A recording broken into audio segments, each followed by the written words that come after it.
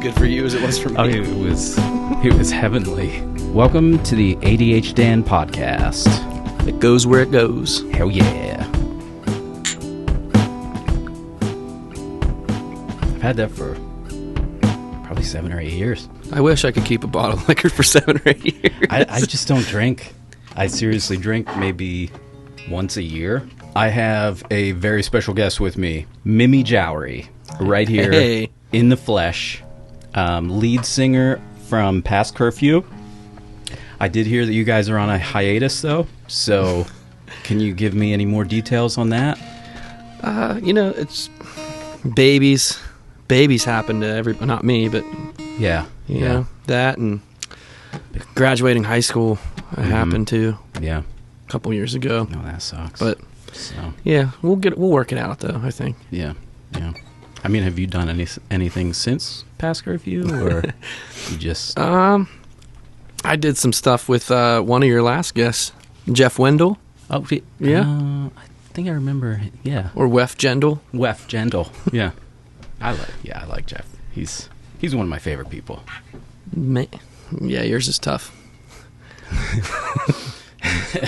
Dick Nolte? Manjuris. Dick Nolte. Manjuris. You didn't know that I changed my middle name? I don't think I did. Dude, I made a whole video documenting how I changed my middle name. Like, the legal way. Really? Check that out.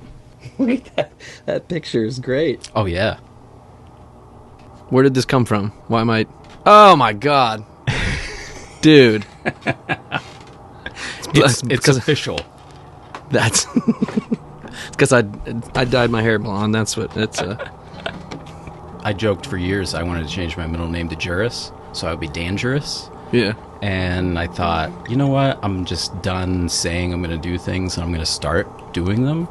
So I did it. It was like $360. Took like 3 months. Totally worth it.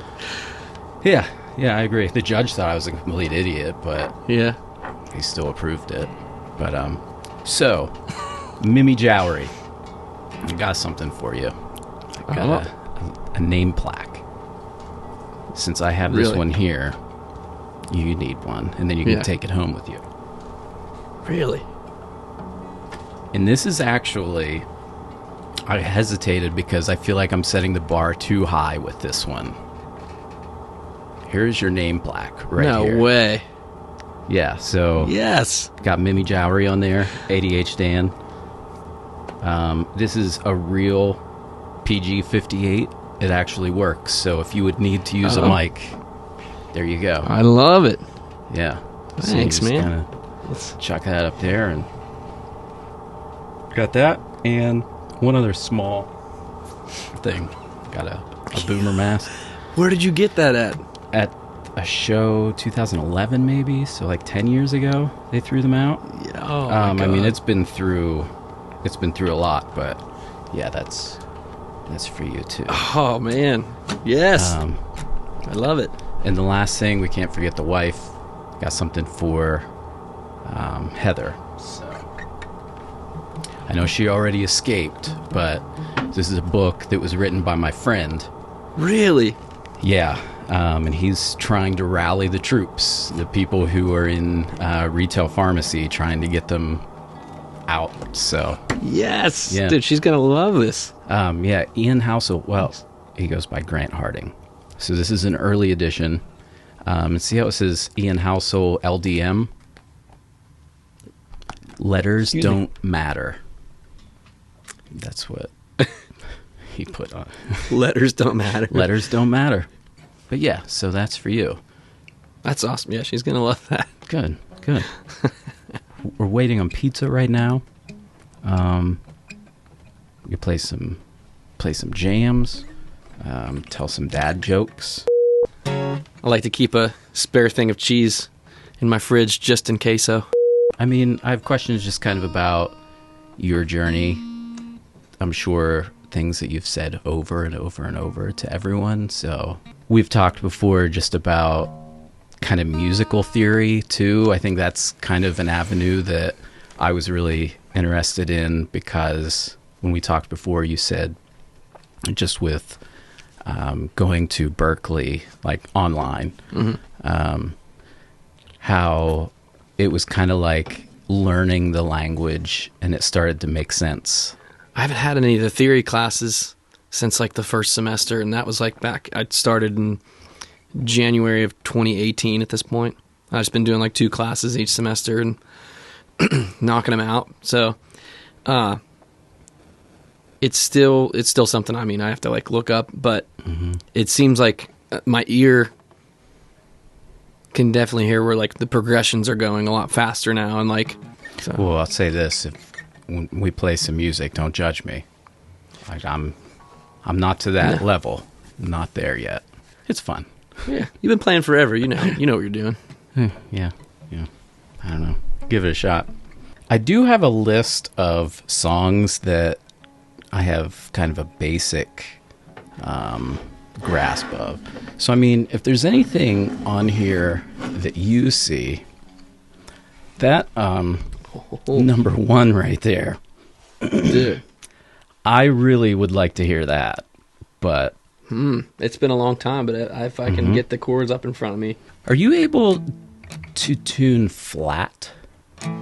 I actually am tuned flat. Oh, yes. Yeah. My kind of guy right there. Oh, yeah. E flat, baby, all day. Thought about some kind of scenario with Parmesan cheese and saying, no parm, no foul. My kids always yell at me. I just always use the classic nacho cheese. That's nacho cheese. So right now you're kind of... The plan was for you to just take a leap of faith, sell the house, which not many people can say they had the balls to do that. Yeah. Buy an RV and just tour the country. That's still the plan, right? Yeah, as of right now, we, because we really didn't know, because we took the leap of faith.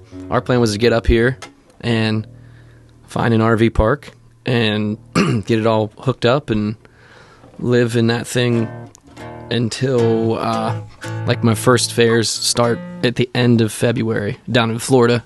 So the plan was just to live in it here until then, and we got here and it's just too cold, and all the water froze in it. So we're already learning that lesson. I couldn't get the generator started today because we probably let it sit too long. Are you having other issues with it, or is that just the main thing that's going? That's the main thing. Like, because like the actual engine itself was fine. Like turned over. It's brand new. But I don't know if we left something on, or it seemed like everything I was reading online was just like if you let it sit, it'll just pull from. It's got a bunch of different like car batteries in there. Couldn't get it rolling. That sucks. That sucks. So, I mean, you'll get. When did you say a bunch of some of them start up the shows? February 28th. Okay. Is the first fair. First fairs. That's down in Fort Pierce, Florida. Wow. So you bought the RV in Florida, drove to PA, and then you're gonna just head right back to Florida. Yep. Is there like a circuit? Do you have a tool, like a route that you're taking, or what? Not specifically. It's just kind of like whatever is getting booked. 2 different fairs, like the first week of the first week of March, and then there's nothing booked after March 6th up until the 24th, and we'll have to come back to PA because it's the APCA convention, which is the for colleges, for booking colleges, and it's at Hershey, like the convention center, the national, college thing. So there's that, 24th through the 27th, and then 2 days later, I have to be back down in Florida for a stretch of, I think I have 5 days at another fair. Okay, like 29th through April 2nd. Does that get wearing after a while, or are you just like at this point you're just excited and ready to do it? Yeah, I mean I'm just excited to do it. I'm sure I'm sure it will in some ways, because I haven't like toured since 2009 at this point.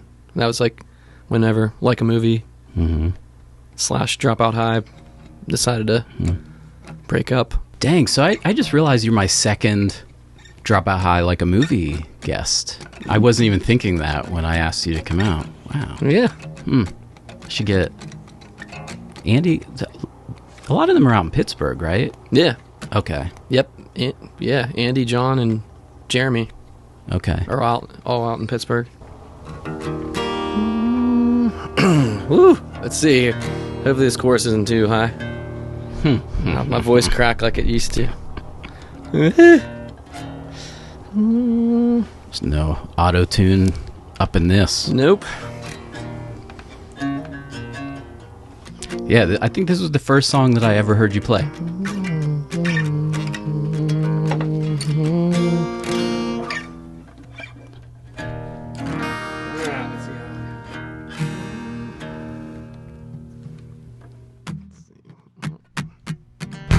Somewhere down in Fullerton, there's a place we used to go to get away from it all.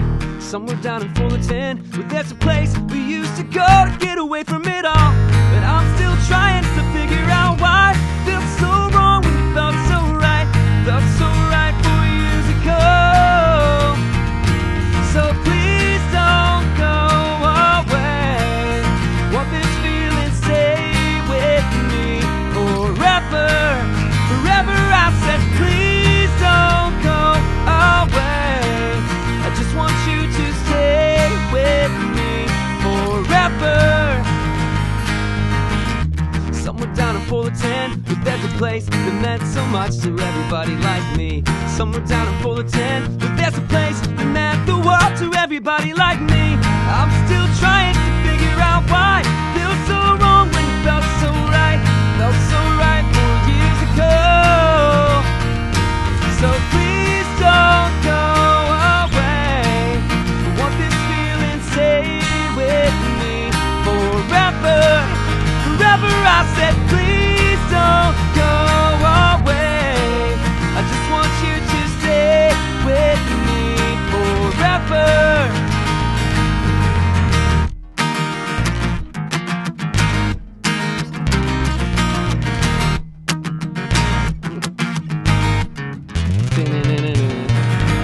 I'm still trying to figure out why it feels so wrong when it felt so right. Felt so right 4 years ago. So please don't go away. Want this feeling stay with me forever. Forever I said please don't go away. I just want you to stay with me forever. Forever I said please don't go away. I just want you to stay with me forever. Forever I said please don't go away. I just want you to stay with me forever.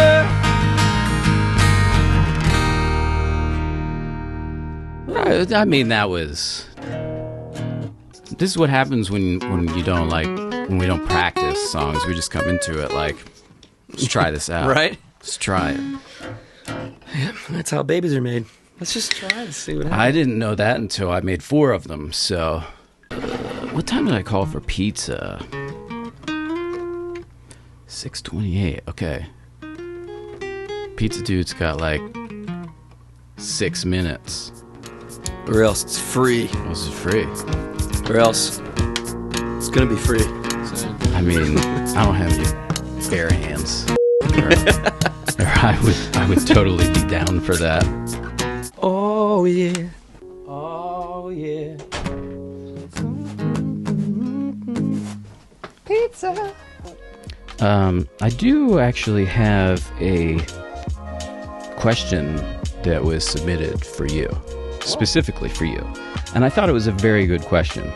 If you could assume the role of frontman for one band of yesteryear, who would it be? And I took a guess on this, and I'm curious to see if... That's tough. So one, I could probably answer it in two ways. I've thought of if the singer from Gin Blossoms ever passes away, I feel like I could jump into that role really easily because I just feel like our voices are very similar. But yesteryear, like, I would say I mean, and this is speaking for this person, but my guess would be pre-90s. Let's go with that. If it's pre-90s, because I feel like that's your era, and that's what I was thinking. Not to pigeonhole you into that era, but when I think of some of those bands, I think of you. Yeah. Yeah. Well, in that case, yeah, definitely. It's Bon Jovi. Right. I called that. Nailed it. Yes. Yeah. Why? He's specifically been, like, I don't know, one of my idols since I was little. Like, I remember listening to his Crossroads cassette tape, like, in my room at night, like, on my little, like, Walkman. Which was, like, his like, greatest hits or whatever, like, in the mid-90s or whatever, before kind of when alternative rock, that sound kind of took over. And I think he tried, and then it seemed like they were, like, gone for like 5 years. I don't know if they went on hiatus or what, until he came back in like 2000 with that It's My Life, you know. But oh yeah, when I hear that, I instantly think of Madden. Yeah, I think one of those songs was on Madden. I think it was Have a Nice Day. That might be it. Have a nice day. Yeah. I think that was on, that probably would have been, I'm usually like Rain Man with my dates, like years and stuff. My guess with that, it would have been probably like Madden 05 or 06, I bet. What would be the first outfit you would choose to do it? For the Bon Jovi thing? Oh, man. So they call you up and they're like, hey, Jimmy, we want you to front. But what are you going to wear? I think I could probably still dress pretty similar. I mean, I think you need like a really sweet leather jacket. Has to be a little worn, though. Yeah. Good, like, worn leather jacket. Some kind of, like, ripped up rock and roll t-shirt. The pants can stay the same, I think. I mean, you know. Well, tight pants are tight pants. Although I would like to get my hands on some, like, old, like, snakeskin boots. I swore I was not going to talk about the voice at all because I feel like that's overdone. I'm curious because you talked before about, like, the wardrobe for that. Did they let you pick? Or was it just, like, here's what we have? Did they look at you and say, hey, we think you should go this way with wardrobe? I mean... So the first round, we all went in there and got, like, fitted. You know, they figured out what sizes we wore and everything. And then they brought in these racks and kind of just let us go through everything and pick out a couple outfits. But then when we came back, though, they had us send them what they called style sheets. So you just went through the internet, through Google, and just picked a bunch of images of, like, outfits that's, like, styles that you liked. And so for me, mine was just a bunch of, like, guys from, like, H&M, and there's, like, a bunch of, but then I figured, I was like, that would be cool for some of it. I'm like, but this TV show, the whole thing, I was like, I kind of want to, I sent a bunch of pictures of Brendan Urie from Panic at the Disco too, like, with his nice, like, gold, like, fitted suits and everything. Yeah.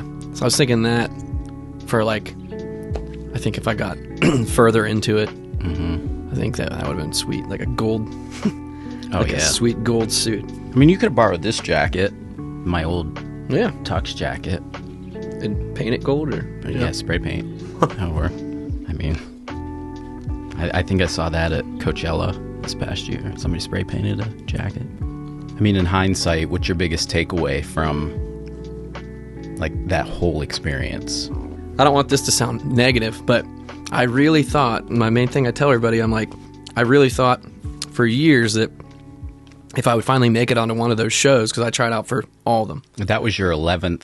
Yeah, 11th time. Yeah. But which that one was technically, they contacted me because I just, in 2018, I had a really good run of posting singing videos every single day on Instagram and hashtagging The Voice.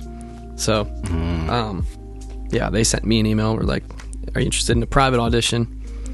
And it all, went from there. But, yeah, I thought for sure if I could get on one of those shows that I'd be set. I'm like, okay, I do that, get the exposure, then the labels call you, booking agencies, managers, all the stuff you normally need to, get further as far as like in this field. And I came home and it was like, I was like waiting for the phone to ring or my email to blow up, and yeah, it was like nothing. So I was kind of surprised by that. I'd say it helped helped my confidence for sure. Like Adam Levine specifically, that was like the one thing that I took from him, like working with him for like the 30 minutes that I got to, was he kind of like could just see that I was just like, whoa, like looking around all like starstruck and everything. He's like, dude, just relax, like you belong here just like everybody else, like you're, and kind of like gave me a little hug, and I was like, whoa. Like, he's like, let me go. I smell your hair. What kind of shampoo is that? yeah. I'll rewatch those videos mainly whenever I send them to you, and I'll just rewatch them. Just like every time, I'm just floored by how you're able to keep your composure. It's just, I couldn't do that. Not at all.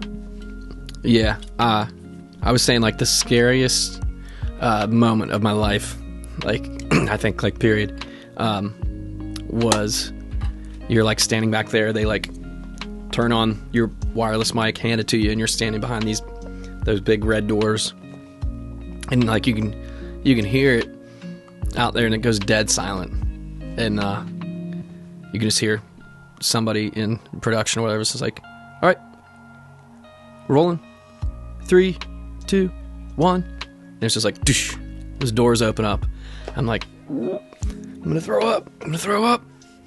It's like you just have to walk out there up these 3 stairs and like don't fall, and then walk to your like mark on stage, and kind of like look back at the band, and they're just like, okay, you got it. And I'd wait for that cue, and it was like, bum bum bum dum dum dum. That beginning of attention comes in. I'm like, oh man, here it goes. Here. And yeah, got into it. And it was like the second Adam turned, and just like he says on the and I was just like, oh, that was who I wanted. Like even if all 4 of them turned, like that's who I wanted, was Adam. And I actually feel kind of shitty right now because I said I didn't want to talk about The Voice, and now it's just kind of going into that. But I mean, yeah, no, I mean it's fun. It's fun. It's still fun. I think it'll always be fun to talk about, just because it's such a surreal experience. I felt like it would happen, but at the same time, like just being on there or a chair turn, just getting on there. I was like, I'm like, I know I'm on par with some of these people that I've watched on here. I'm like, I think I could be on one of these shows, and but yeah, once you're like in that, you're like, dude, they told us something like an average of like 40,000 try out each season, and that 40,000 out of that 40,000 150 people make it out to LA, and from those 150 while you're out there in the hotel all together, 150 singers all together in the hotel, which is really fun. Yeah, is it just like a frat sorority, like just? Yeah, like you're not allowed to drink or party or anything. I remember hearing you say that. Yeah. So it wasn't like a party, but it was. Yeah, we would all just jam. Like we would all have our guitars and just be singing together, and then we'd kind of get yelled at, like, "Hey, you guys are gonna give yourselves away. Like nobody can know that you're here or what you're here for." So we had like it was like a code thing. There's like people would ask us. And they'd be like, tell them you're here for like a singing camp. So it'd be like, yeah, we're here for it's a singing camp thing, you know? Yeah. So it was a lot of fun. But that 150, it gets, while you're there for 2 weeks, you do what they call the executive auditions. And that 150 gets cut down to 80 people. So then it's actually like 80 people make it to the blind auditions. So you said that's called executive for the executive? Yeah, well, like the 150. Yeah, the 150 that make it out to LA. Mm-hmm. That's the executive audition. So then, yeah. So that's before you see any of the main, like 4 judges. Yep. Okay. Yep. It's all just singing for producers. Mm-hmm. Yeah, and it was crazy too, because you're like in this hotel and there's like two boardrooms, and you didn't know, like at the end of the 2 weeks you had a piece of paper, I think, in your hotel room, and you would walk down and you were going to room A or room B or whatever, and none of us knew which one was the good room, which one was the bad one. So it's like you all get in there and we're all looking around and they're like, all right, well, guys, if you're in this room right now, you're going to the blinds. And we're all just going ape shit. Wow. Going insane. So, yeah, there was, 80 people. And it gets broken down even more. Those 80 had to be divided into 5 days. And you're sitting there and they're like, all right, well, we're going to call your name and it's going to be with a day number. So people that had already known of other people, or there were some people out there that had already auditioned for previous seasons but didn't make it actually onto TV or whatever, but they got a call back. They're like, well, just so you guys know, like, that you really want days 1 through 3, because you figure each coach gets to pick 12 singers, so that's 48 people. So 48 out of those 80 can make it, but there's times whenever all 4 teams fill up, and if you're day 4 or 5, you might not even get your chance. You might go through that whole thing, and then they're like, sorry, your team's filled up. You can come back next season if you can. That was something I was wondering about, because it seems like some of them, the judges, just hold out. It's like, when are you going to pick anyone for your team? And then it's... Yep. But then I see the judges on the other side who it's like they're filling up their roster really quick. Yeah, that was something else that I was kind of worried about, because I got day 1. And so I was like, crap, well, what if they all hold back on the first day, you know? And they don't pick me just because they're like, well, we got to hear so many other singers. But right, it worked out. Yeah. How many of the people do you still keep in contact with? I still text. So Andrew, Dalton, his name's Dalton Dover, dude, just like Andrew, just blew up on TikTok. And now his single is on the Hot Country playlist on Spotify, like the biggest playlist, excuse me, for country music. So I like texted him a couple weeks ago. I was like, dude, because I was listening to the playlist and I like his voice sounded familiar. I was like, and I like look at it. I'm like,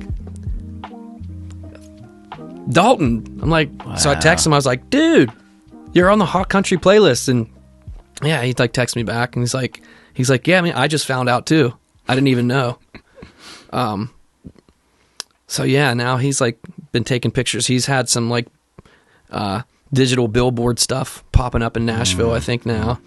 So him, Geith, who he came in second on the show. He was one of my buddies out there, and he like put out a Christmas song last month, and so I'll text him, every once in a while.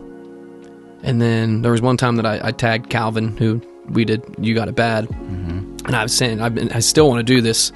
I tagged him saying like, dude, we should totally record like that our version of this and put it out. Yeah. And he was like, yeah, hell yeah, man, let's do it. Yeah. So I want to find time to do that. Yeah. You want to tell me about your artistic process?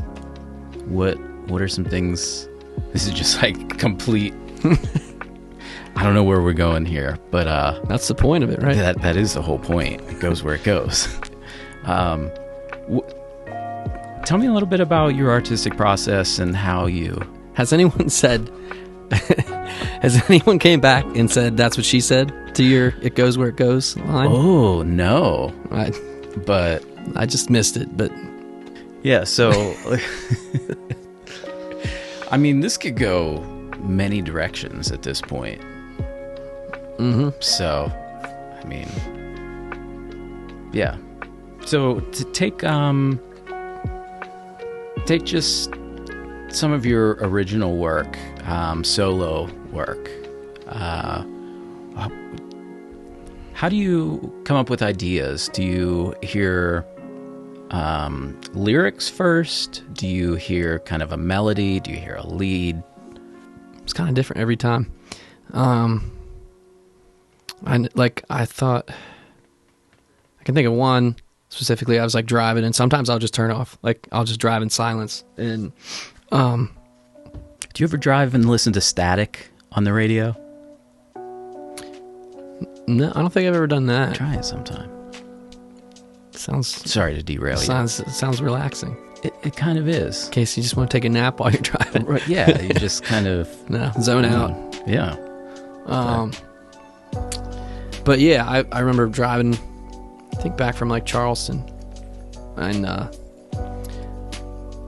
just started coming up with like a melody, like in my head, and tapping the steering wheel, and then I'm like, okay, grab my phone, voice memo, and record it, and then kind of go from there. Like grab the guitar when I get home, and start figuring out what chords go with that melody, and then I don't know. Sometimes words just come to you, your subconscious. Is that the right word I'm thinking of? Yeah, I mean, I don't know if it's the right word, but it makes sense. Yeah, like words will come out of nowhere. Yeah, and I'll just build off that. But then there's other times, which this is one thing that I've learned in Berkeley, where this is the way I've been doing it more often now. Is excuse me. I had a class called Writing from the Title, which I think is more of like a country, like Nashville kind of way to write. But you'll just make a list of like song titles you think might be cool, like a play on words or something, and then just start writing lyrics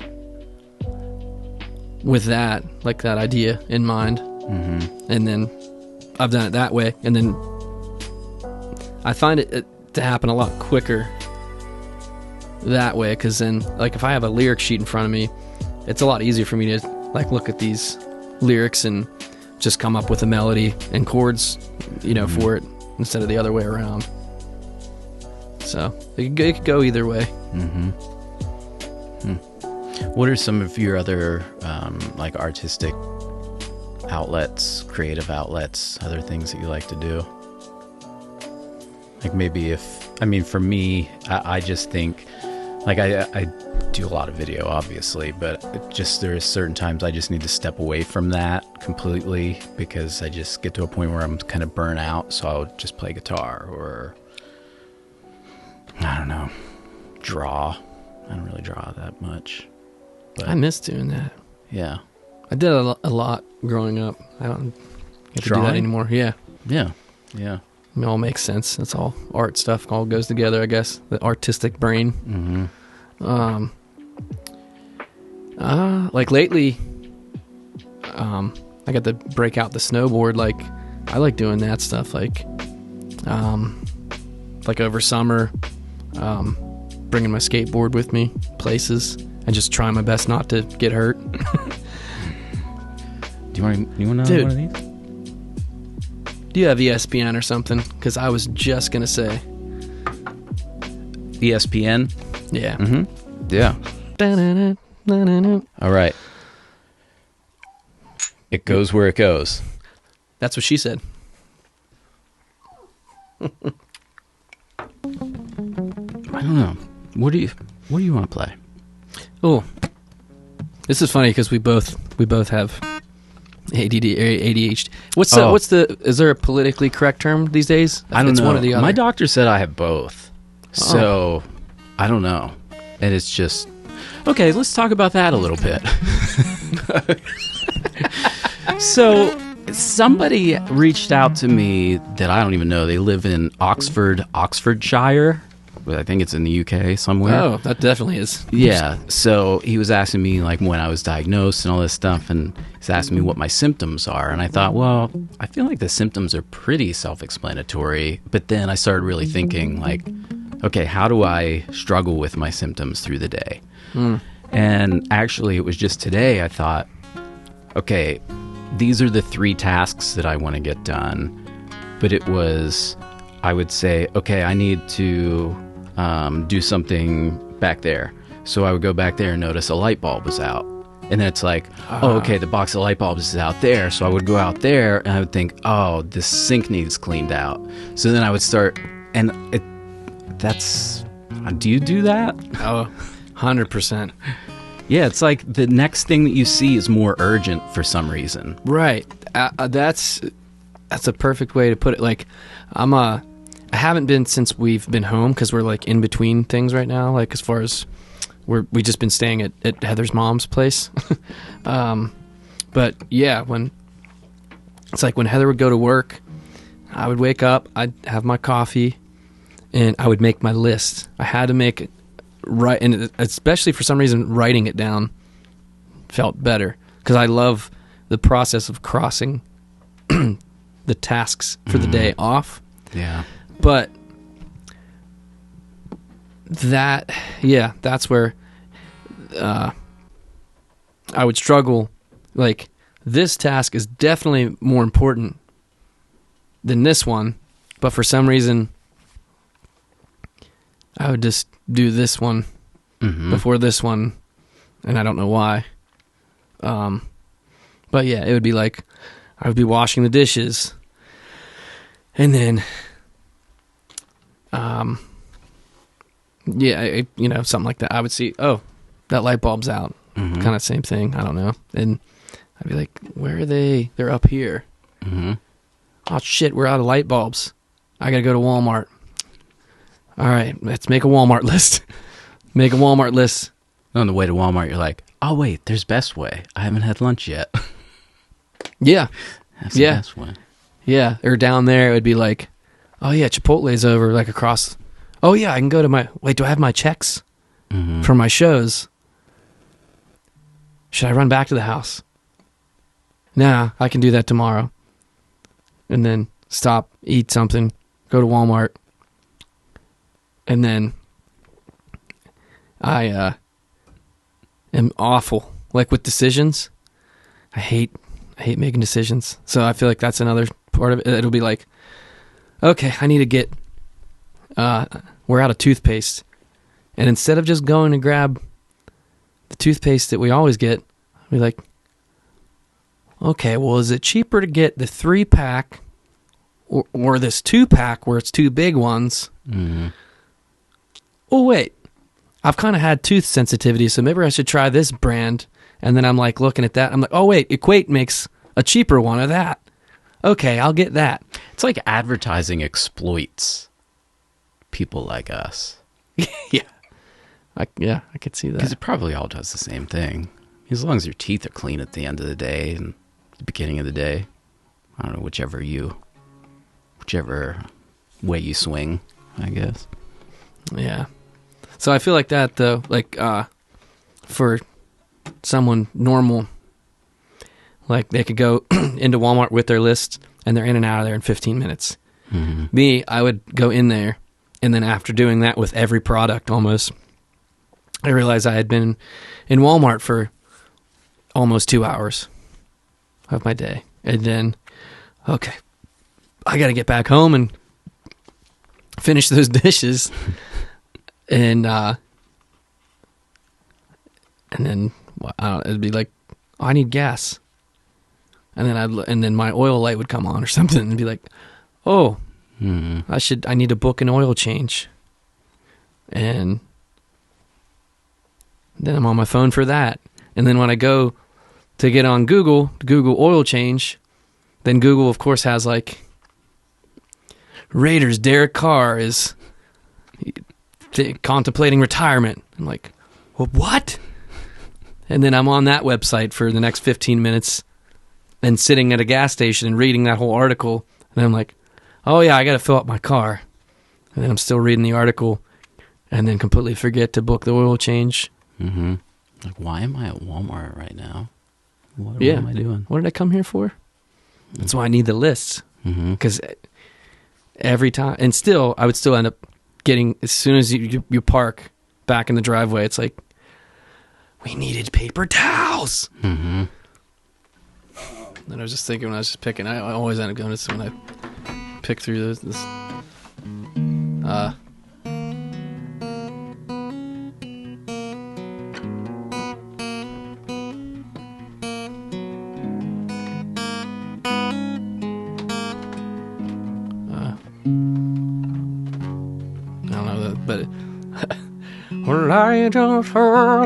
I actually, with one of my friends, recorded a cover of that, and then we made a music video, but I never finished it because it was like killing my computer. Because we just layered so many green screen clips on top of each other to do like this trippy thing. My computer was like not having it.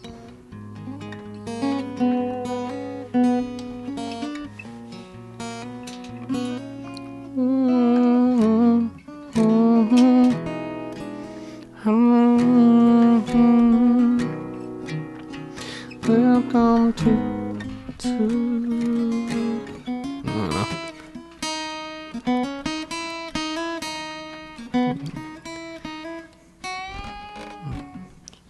yeah, something like that. Basically Mark Tremonti. I can't make it on my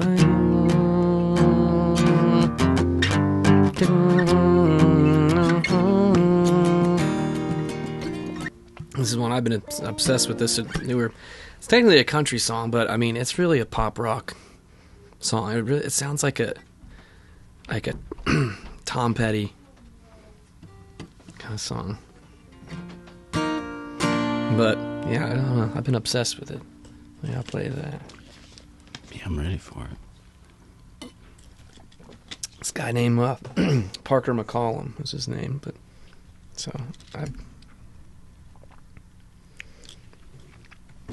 But it's like that, and it's got like it feels like a 90s alternative, like Hootie song or something too. But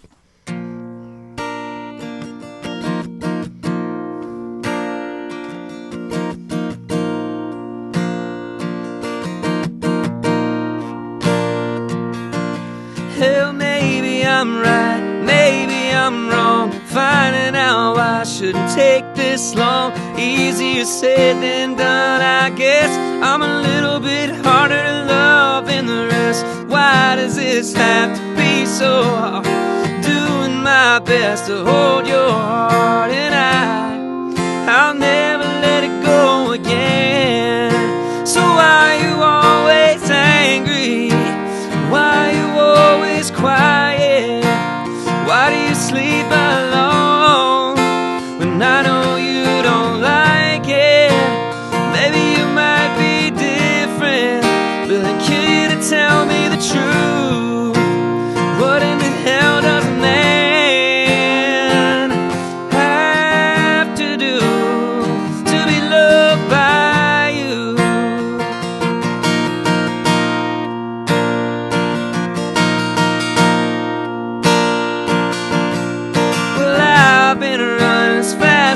I can. You'll never get over what you can't understand.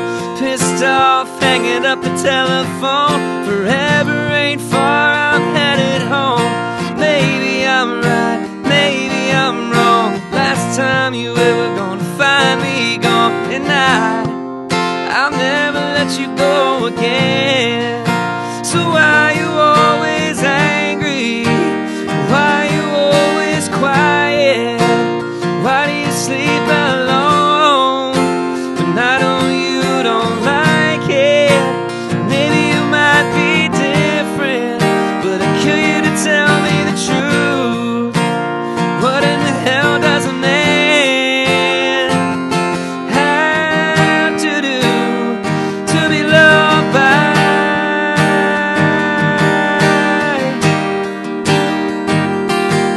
you?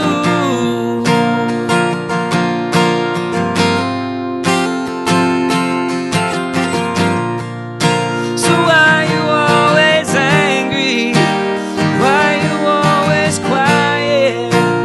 Why do you sleep alone when I know you don't like it? Maybe you might be different, but I'd kill you to tell me the truth. What in the hell does a man have to do to be loved by you? To be loved by you. To be loved by you.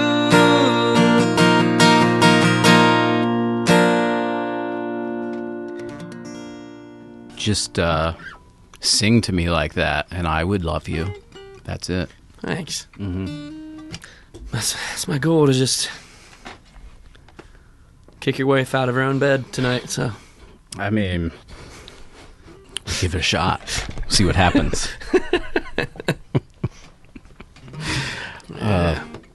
Okay, I have 5 rapid fire questions for you before you go. You ready for them? rapid fire. Da-na-na-na-na-na. Yesterday or tomorrow? Tomorrow. Acoustic or electric? Acoustic. Tom or Matt? Well, Tom. Favorite genre of music? Pop punk. Most memorable performance, the voice aside, like band? God. And we could have even gotten into this too, but this could be for another day. But yeah, the time that I got to jump on stage with Blink and sing with them. What about like when you... But as far as, yeah. Oh, man. Because that's... Honestly, probably whenever we came home, like a movie came home from tour, and I think it was our CD release show, and we had like 300 kids packed into Jagged, and it was so hot in there that the walls were sweating.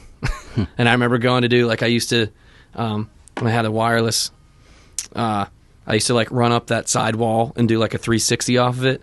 And I remember I went to run up it and both feet just slipped and I just ate shit. Was the guitar okay? Yeah, somehow the guitar that's survived. all that matters. But yeah, that was still, I don't think anything has surpassed that show, especially because all those 300 kids were like singing the words of those songs and everything, and like, and we had other things, like we got to open for Newfound Glory and Reliant K at St. Vincent College, and there were like 2,000 kids there, but it's like, you know, most of them didn't know us, so yeah. But that one's up there still, because we still like signed posters out in the lobby or whatever for forever, so we felt pretty famous. Yeah. Thank you for watching. I just want to thank my patrons. Thank you, Anthony Menzia, for the intro and outro music. Thank you, Mimi Jowery, for coming over, hanging out, just going all over the place. Yeah. Yeah, and I think I forgot to, that's what I forgot to mention, was that's my MySpace name. That's why this is, yeah. I appreciate this. I remembered that, but I was like, was it Twitter? Was it... I just remembered it from somewhere. Yep. So, yeah. Yeah, MySpace. All right. Yeah. Have a great night, day, whatever it is. Whenever you watch this, listen. I don't know. I don't even post the audio version of these. I just post the videos. Oh.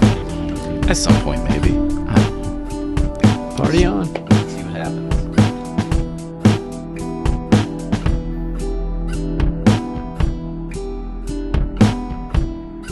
9 months before that magical day, your dad probably took your mom out on a date, and they were having a good time. They were laughing and drinking wine.